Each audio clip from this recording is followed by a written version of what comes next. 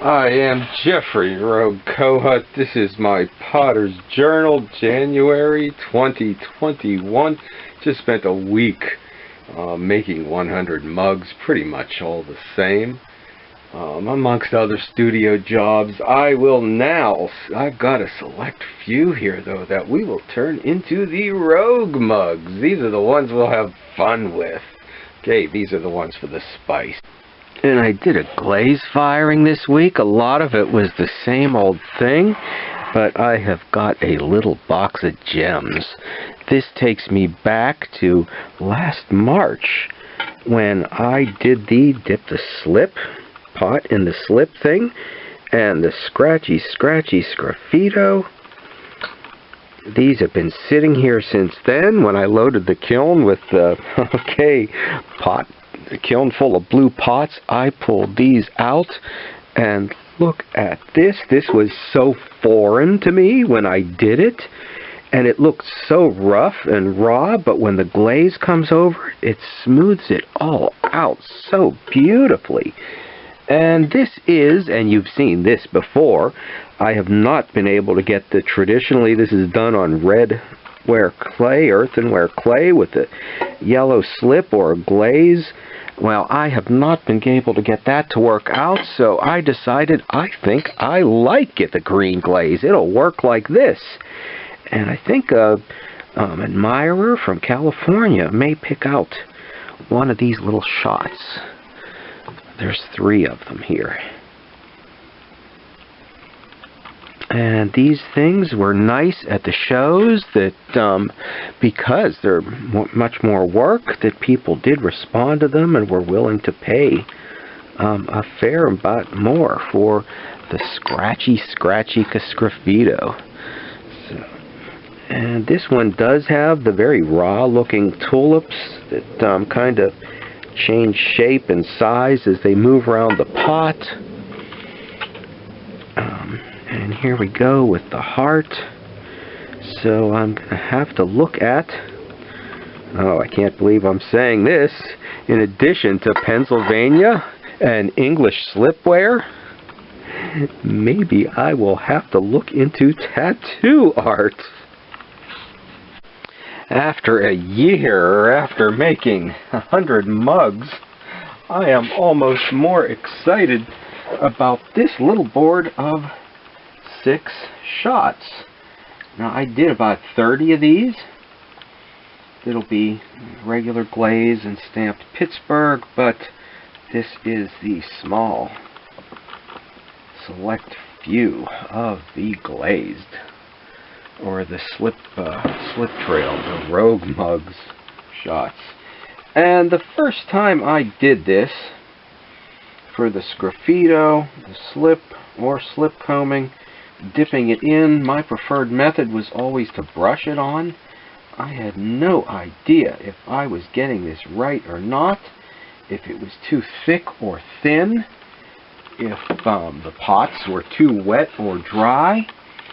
So I am doing them, that one was fairly dry, this one's a bit wetter.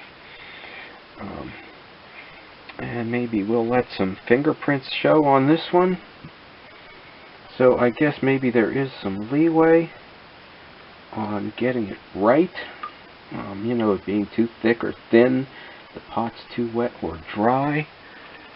And this is where, okay, this one is going to have some finger spots on it.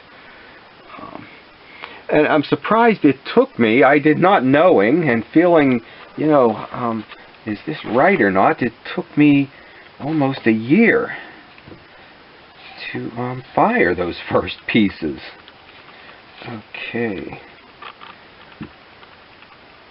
So these are the ones we will have some fun with. These will be the Rogue mugs of those 100.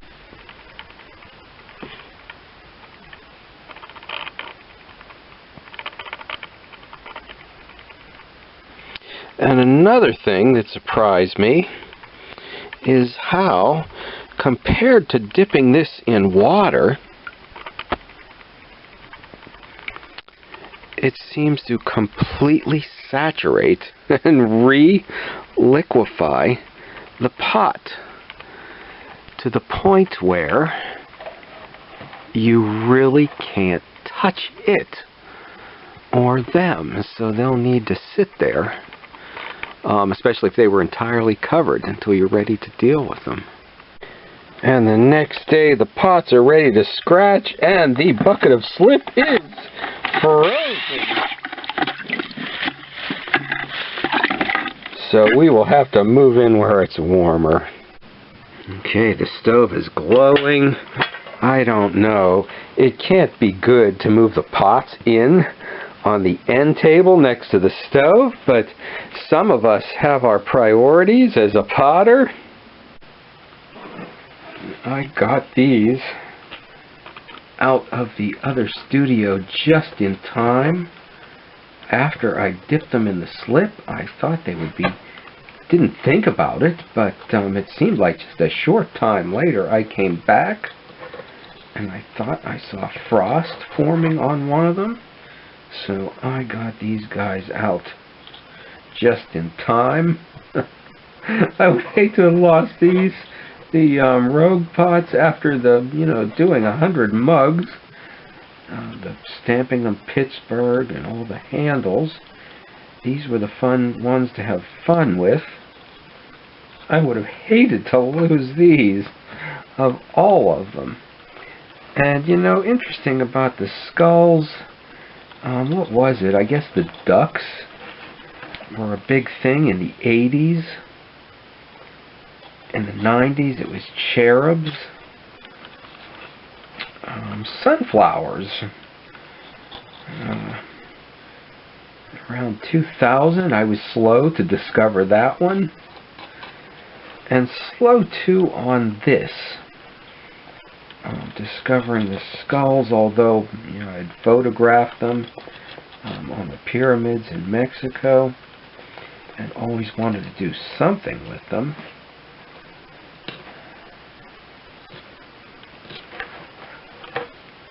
Okay, and I probably need to get out an anatomy book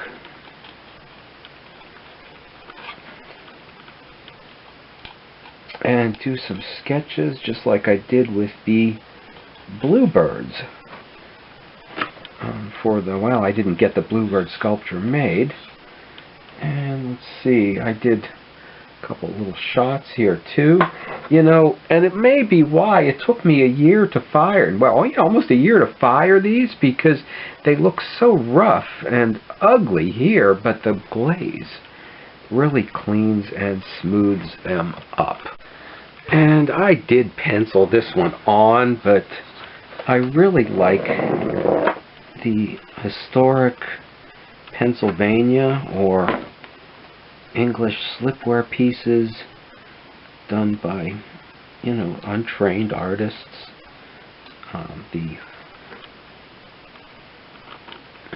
Primitive drawings on the plates.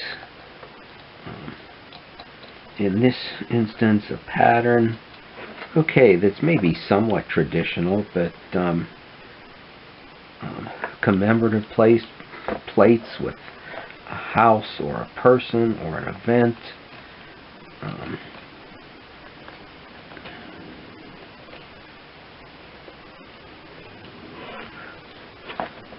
I guess on a more elaborate design. Actually, this can help get it started and space it, but I already knew that I could move the heart down, so I didn't put it anywhere near where the lines were. And let's see, this one I did here. It looks like there was a little more room. I made the flowers a little bit bigger. I was able to put a line in the middle of them. But here they are coming out as something else. So I guess if I start doing a number of patterns based on historic pieces and designs,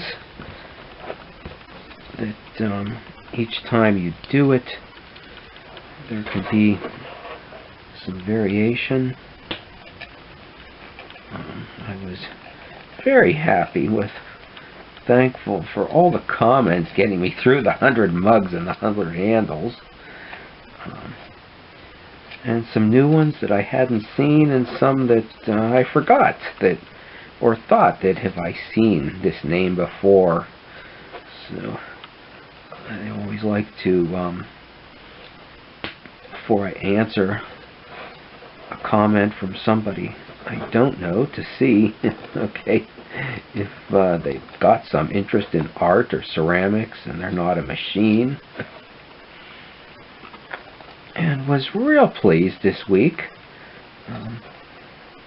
when a Melissa Graham commented again, and I know she had before, and checked out her channel, and surprise, surprise, there was a couple kiln openings there.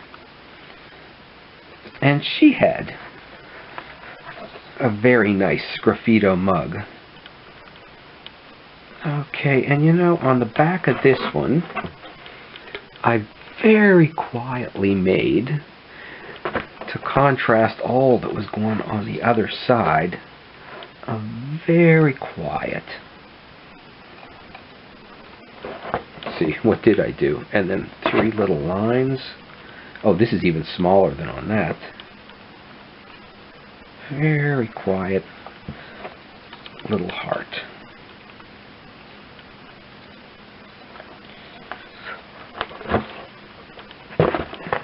It off the top. Okay, and I think I'll put a line around the bottom yet.